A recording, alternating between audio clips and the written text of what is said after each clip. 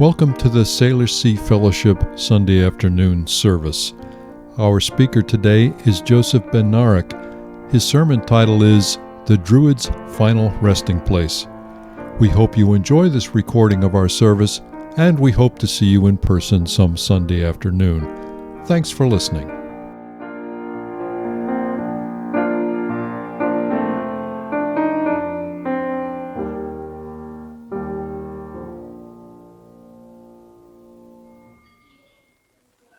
Good afternoon, everyone, and welcome. I'm Brian Rogers, a member of the board with got a few announcements. First, the Alps Fall brochure is out. There's a list in the order of service of the programs. Registration began this morning. We already have one filled up. 16 programs in all, really nice set of them. Sign up Genius, you can get,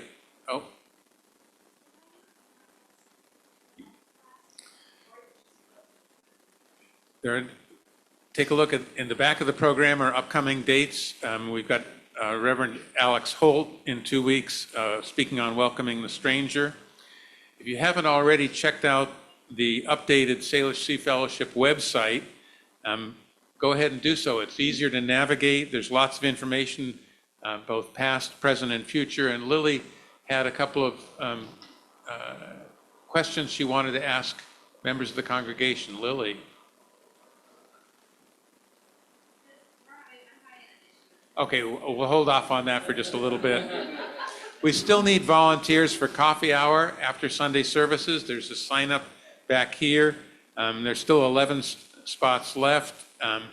And for any visitors, the coffee cups, there are several clear, green clear cups. Those are for visitors. If you're a regular member and you take one of those, we're going to call you a visitor. But it's just so that we can identify who the visitors are. We have a board meeting coming up on Tuesday, September 16th. Let Gary Nelson, as the secretary, know if you have any agenda items. And Kate Madsen has an announcement regarding community engagement.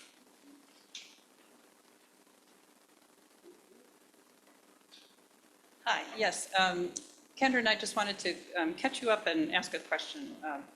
Since the first of the year, in terms of community engagement, our fellowship has made coffee hour contributions of $632 to this Methodist church.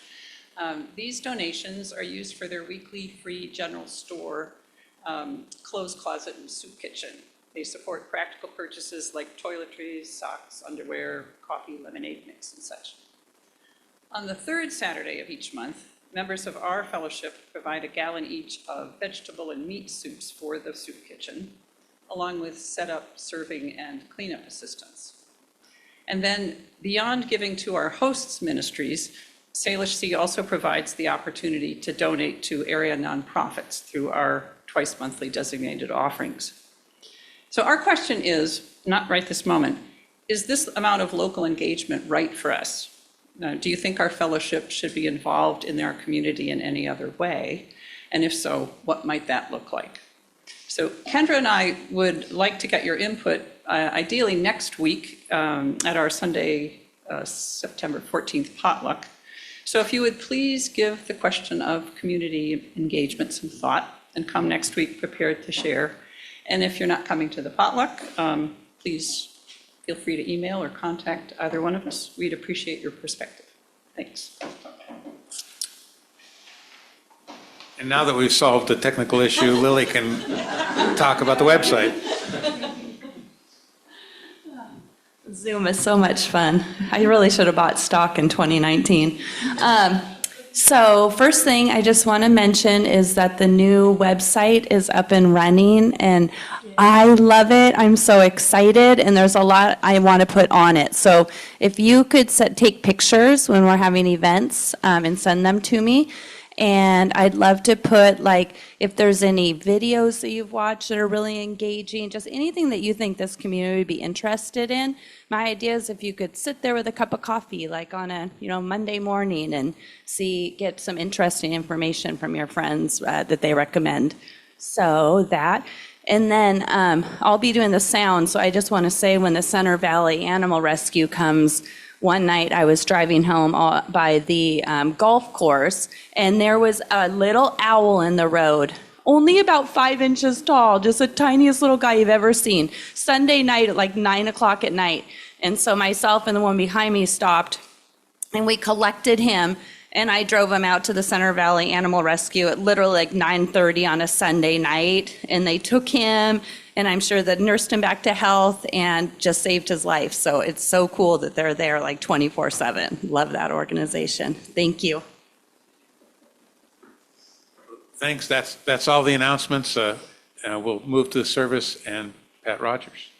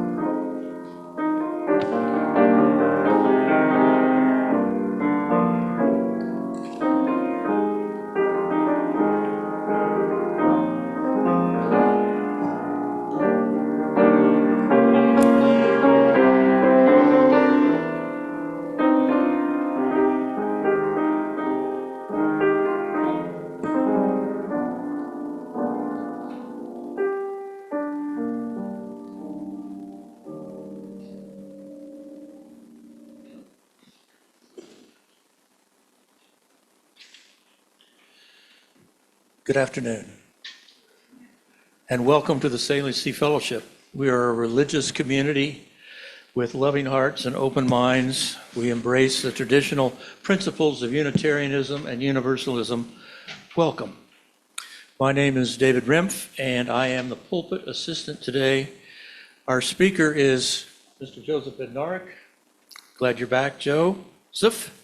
Not Joe. Never Joe. Never Joe. Yeah, exactly. And his sermon is titled The Druid's Final Resting Place. Intriguing.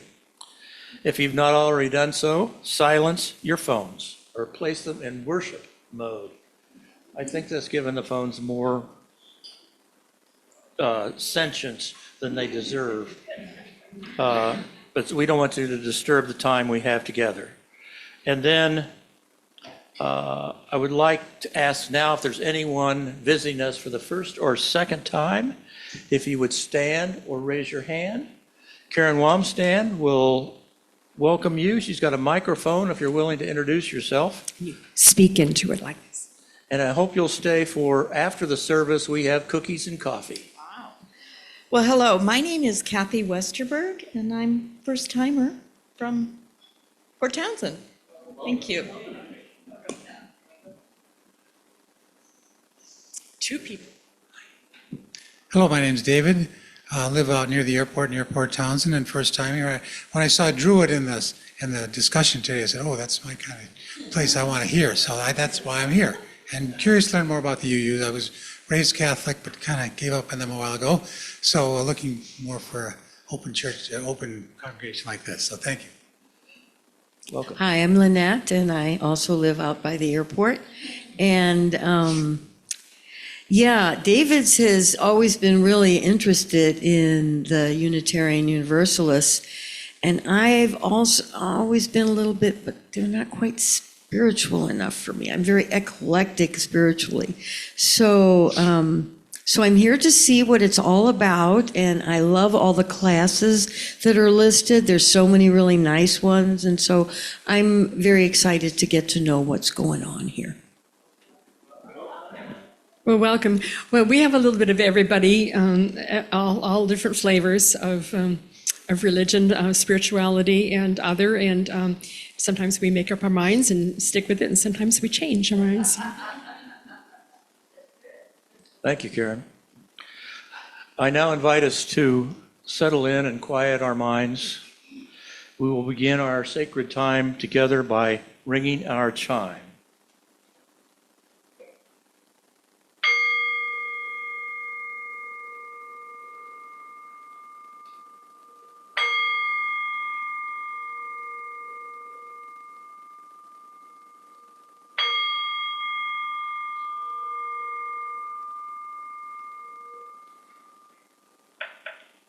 We'll now light the chalice with these words. In times of light and times of darkness, may this small flame kindle what is good in us and in the world.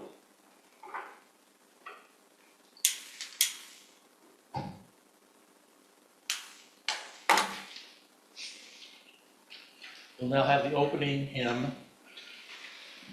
number 1068, Rising Green.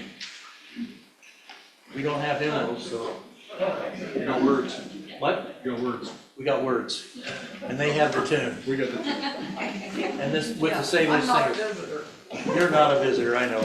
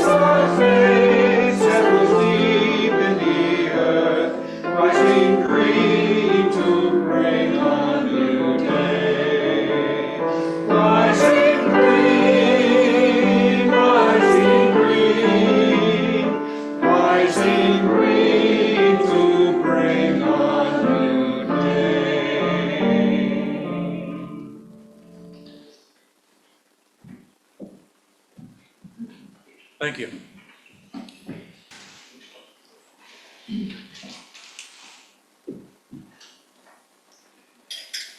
The microphone like is okay.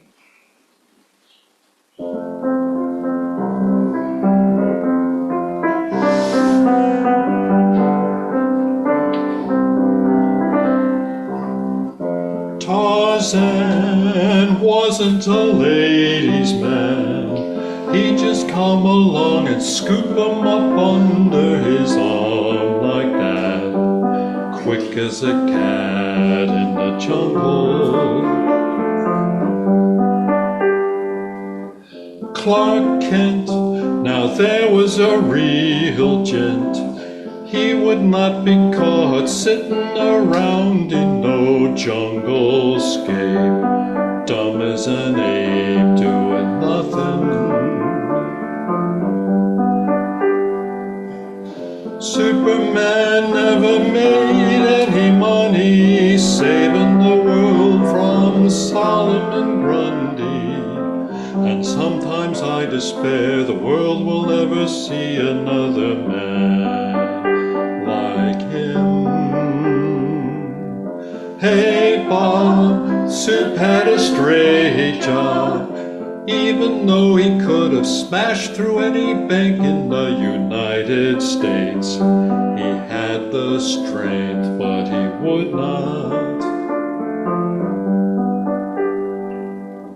Folks said his family all were dead. The planet crumbled, but Superman, he forced himself to carry on. Forget Krypton and keep going. Superman never made any money saving the world from Solomon Grundy. And sometimes I despair the world will never see another man like him. Tarzan was king of the jungle and lord over all the apes, but he could hardly string together 4 words, I Tarzan, you Jane. Sometimes when Soup was stopping crimes, I'll bet he was tempted to just quit and turn his back on man and join Tarzan in the forest.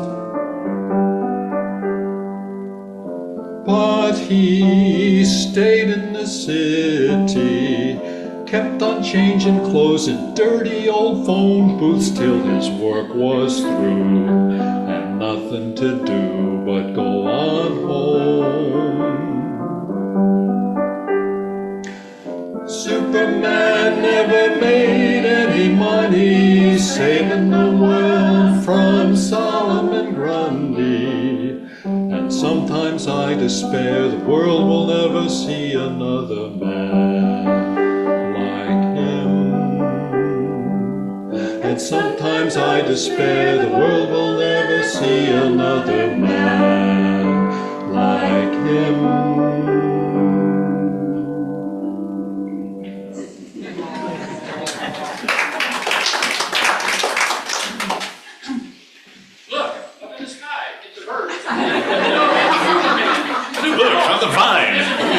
It's Tarzan. His abilities far beyond those of old man. Superman who can change the course of mighty river, bend steel in his bare hands, and who disguised as Clark Kent, mild-mannered reporter for a great metropolitan newspaper fights a never-ending battle for truth, justice, and the American way.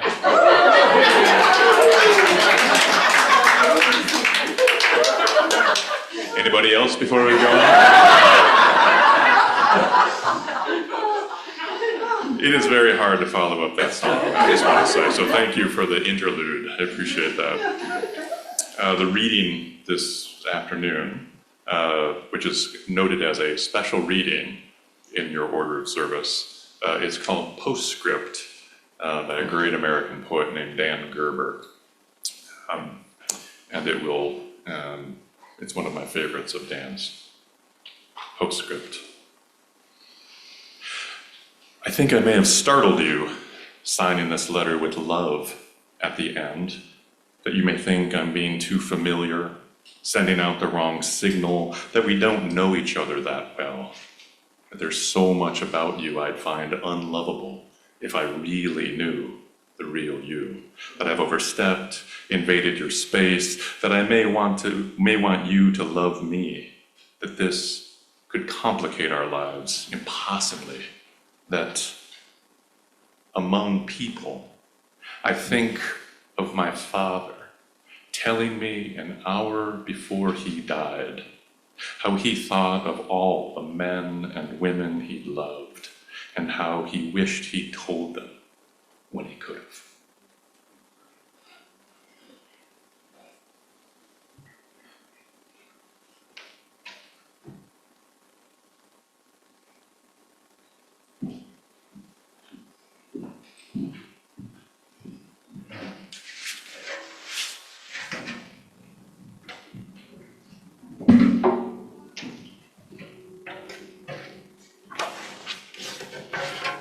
This seems appropriate this time of year. I looked outside and I think summer is gone, so.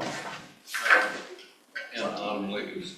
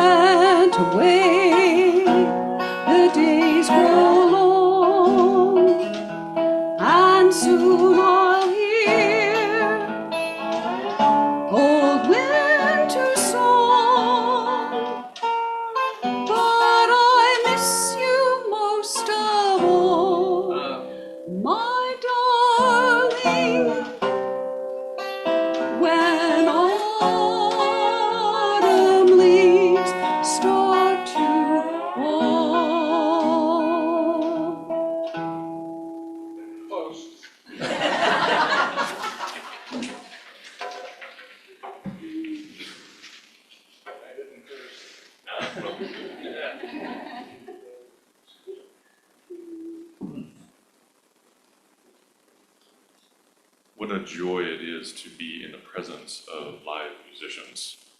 So thank you, live musicians, or musicians who are live, I guess.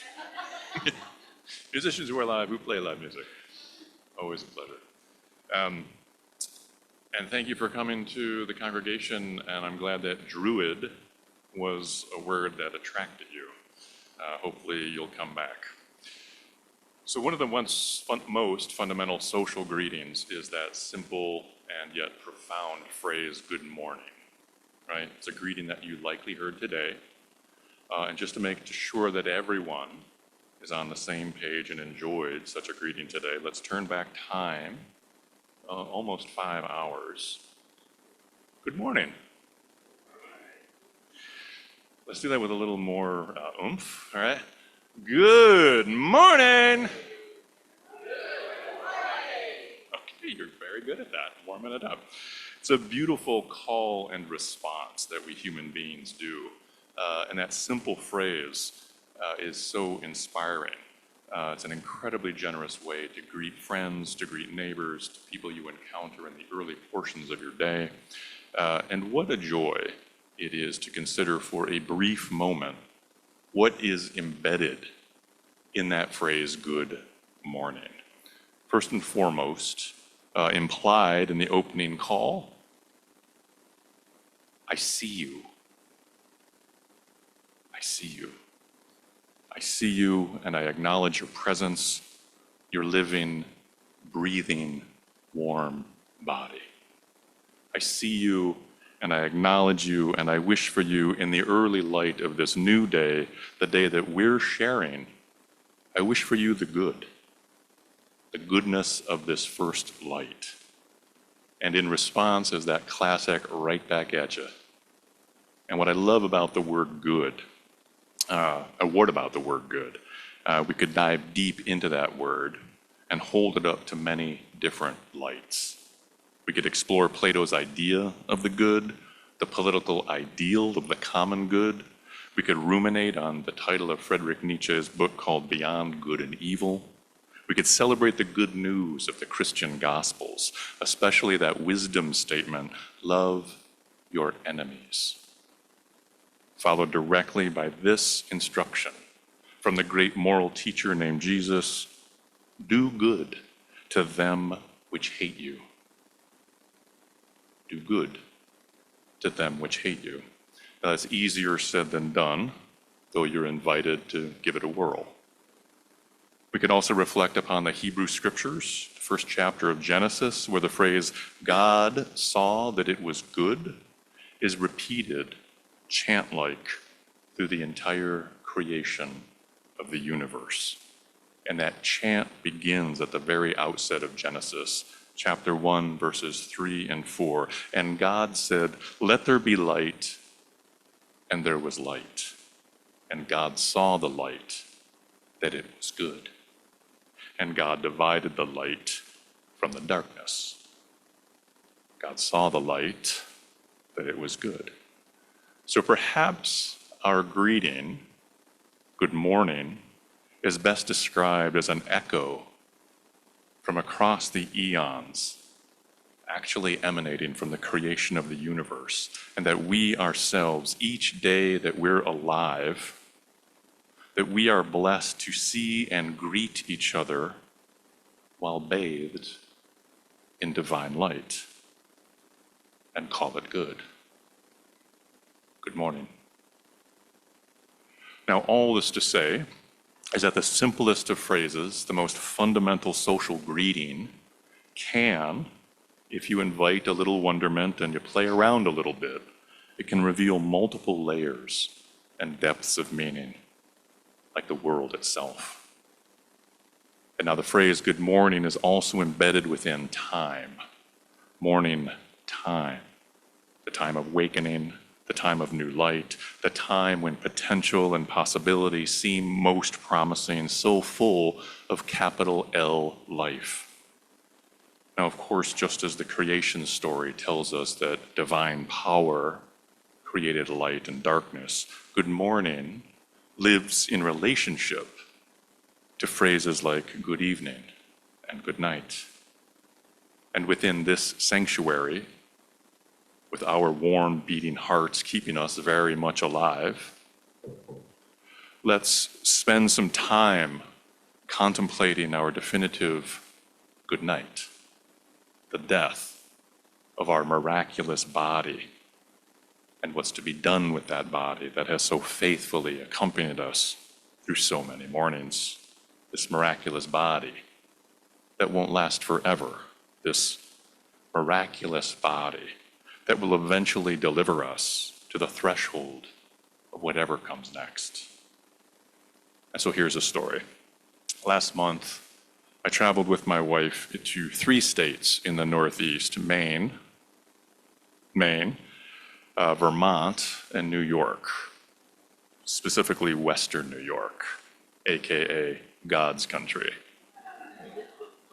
Don't call it upstate. One of our stops along the way was to visit my father-in-law, AKA Grandpa Ron, who is a card-carrying druid. He is a modern druid. And for those who need a quick briefing, here's the fast and dirty excerpt from Wikipedia. Quote, God saw Wikipedia and said it was good. Druidry, sometimes termed druidism, is a modern spiritual or religious movement that provides the cultivation of honorable relationships with the physical landscapes, flora, fauna, and diverse peoples of the world, as well as with nature deities and spirits of nature and place. Theological beliefs among modern druids are diverse. However, all modern druids venerate the divine essence of nature. That last part bears repeating. All modern druids venerate the divine essence of nature. Now, a druid who practices Unitarian Universalism, let's call that person a Druid, would likely resonate very deeply with the UU value of interdependence, officially stated as, quote, we honor the interdependent web of all existence and acknowledge our place in it. And please note that the descriptor is interdependent as opposed to interconnected. The difference is worthy of your consideration. Now, anyway, we were scheduled to visit the family druid in his 80s, and the divine essence of nature notwithstanding, Grandpa Ron describes his body as bionic, with his cochlear implants, with his multiple artificial joints. He's also an enthusiastic driver of an electric tricycle, which he purchased after his driver's license was revoked by the state of Vermont following his second stroke. And yes, he even rides his tricycle in Vermont winters. Ron's bursting smile could light up a small city. His mind is incredibly curious. His greetings to family and friends, loud and excited. And he is a human being who practices the fine arts of being alive, of actually savoring life. He has an incredible memory, but his stories have a tendency to become richly detailed with interesting, though extraneous facts. And the narrative lines in his stories often become fractals as he veers away from the central point. Some people can grow very exasperated with this infinitely branching narratives, and my wife, who is a no-nonsense communicator, can be quite blunt with her father, as befitting of a daughter, as in, rein it in, Dad, what's the point? Now, Grandpa Ron is also very aware of his mortality, and he says that death rides on his shoulder, always reminding him to be alive and aware in the present, in the now. This now, the now that we're actually living in. Now, death riding on your shoulder, it is a textbook memento mori exercise. Memento mori being the Latin phrase for remember that you have to die. And rather than be dark and heavy, the reminder of death serves as an inspiration to live. A reminder that we are all, like that Zen parable teaches, we are all called to savor that wild strawberry that we find as we dangle from the cliff between a hungry tiger and the jagged rocks below. Or as the singer-songwriter Warren Zevon reminded us all before he died too young, enjoy every sandwich. Now, as a druid, as someone who venerates the divine essence of nature, Grandpa Ron became very interested in the practice of green burial, also known as natural burial. He did not want his body artificially separated from nature in a sealed coffin or a cement vault, nor did he want to expend the fossil fuels necessary to cremate his body. Rather, he wanted his body to decompose naturally to help nourish the soil, to feed the flora and the fungus, the ferns and the trees. Simply stated in a brochure on the subject, quote, "Natural burial is a way of internment that allows the nutrients of the human body to return to the ecosystem. The unembalmed body is placed in a biodegradable container or a shroud made of natural materials, then placed directly into the soil 3.5 feet below the surface. Oxygen, moisture, warmth, and soil bacteria aid in recycling the body's nutrients, and the mycorrhizal network distributes those nutrients," close quote. But it turns out that green burial was not permitted in the state of Vermont, so the Druid joined a group of activists to get the law changed. Now, one of the activists that Grandpa Ron met along the way was a young woman named Michelle Hogle-Achievetti, who went on to found the very first green cemetery in Vermont, called the Vermont Forest Cemetery, now to be called the VFC, going forward in this sermon.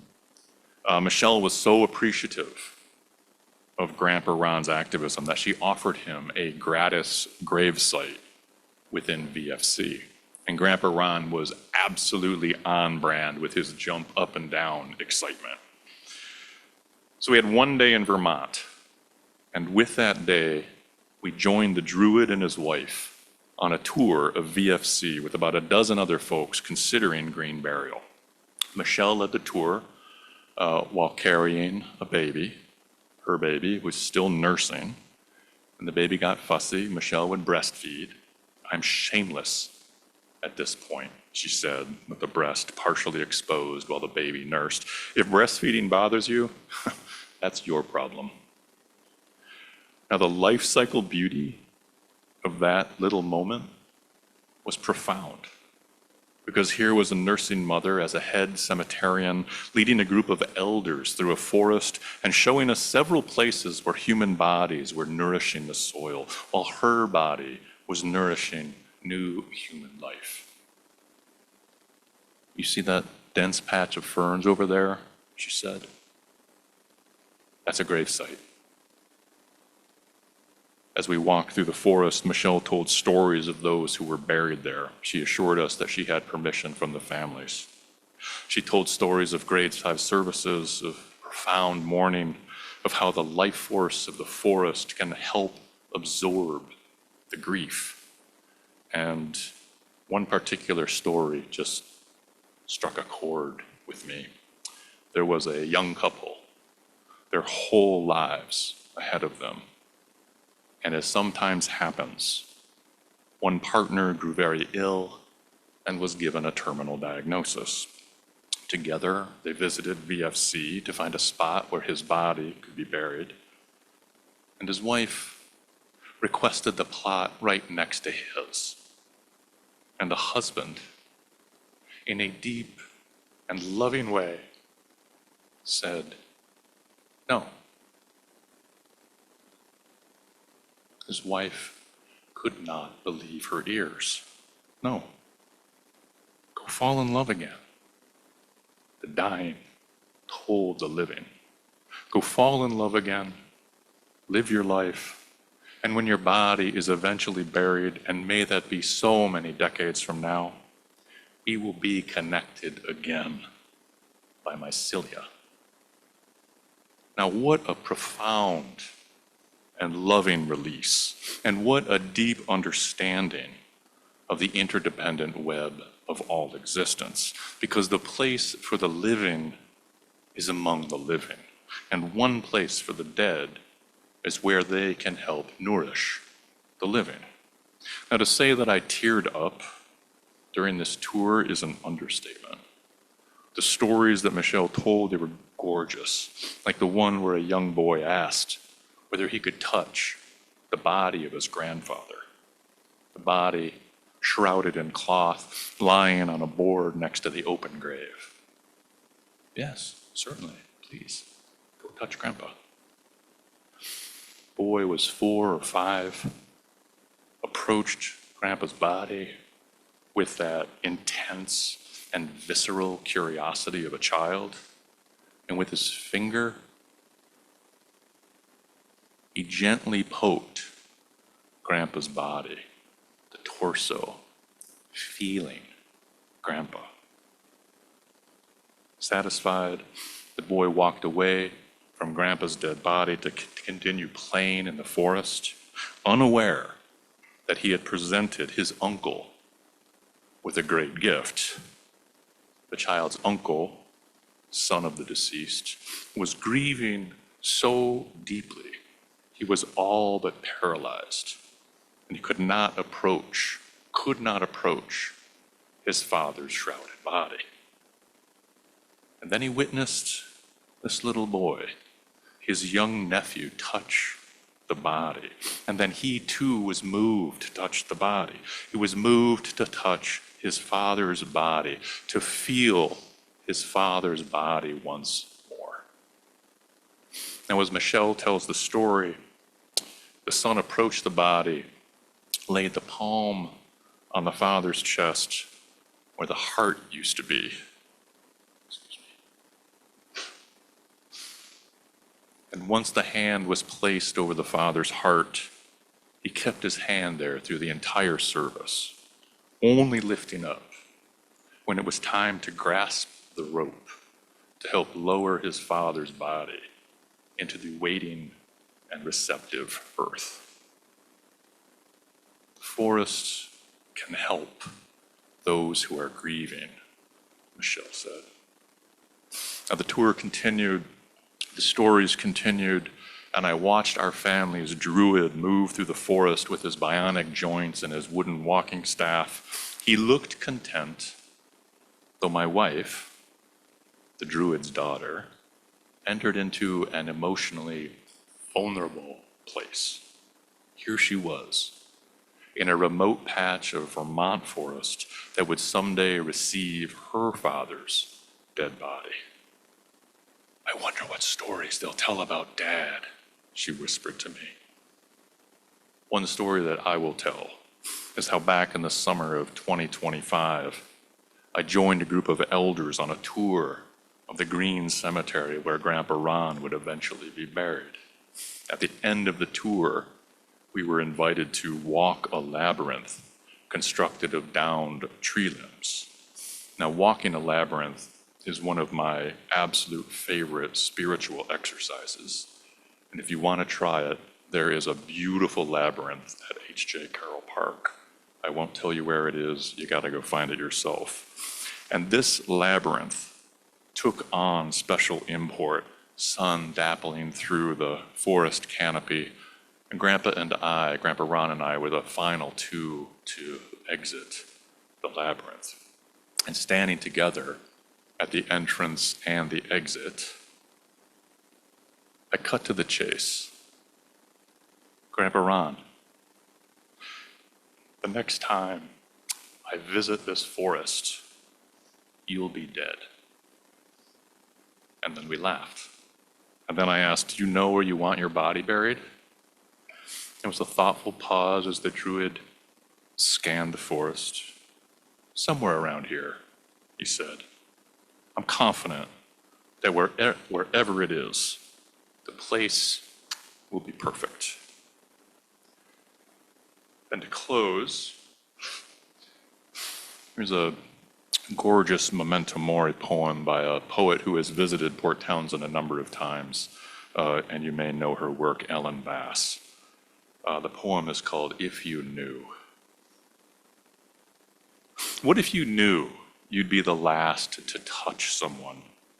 If you were taking tickets, for example, at the theater, tearing them, giving back the ragged stubs, you might take care to touch that palm, brush your fingertips along the lifeline's crease.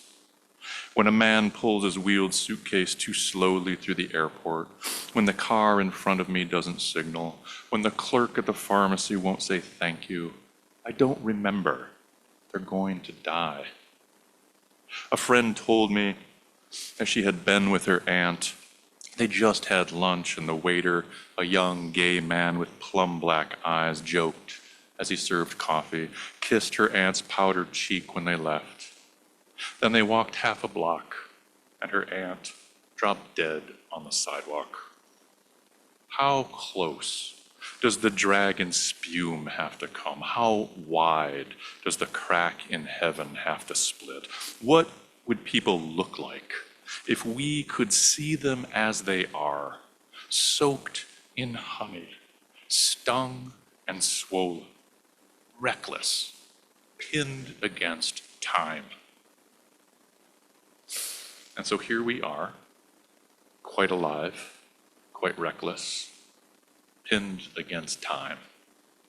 Death is riding on our shoulder, urging us to savor the taste of each and every wild strawberry we encounter. And rather than amen, today we close with a greeting that echoes forward from the very dawn of time. Good morning.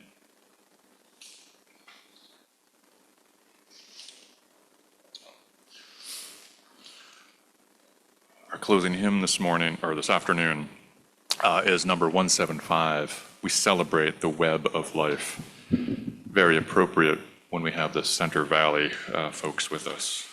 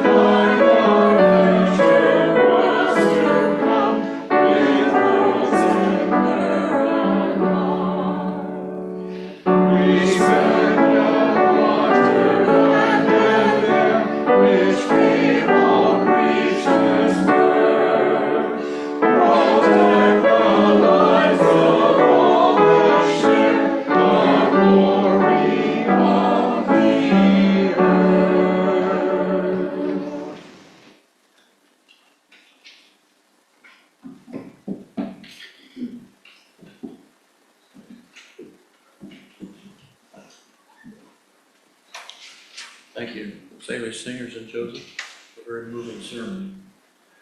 We will now extinguish the chalice. Let's say our closing words together. You will find them in your order of service. We extinguish this flame, but not the loving joy of being freely together. We carry that joy until we meet again.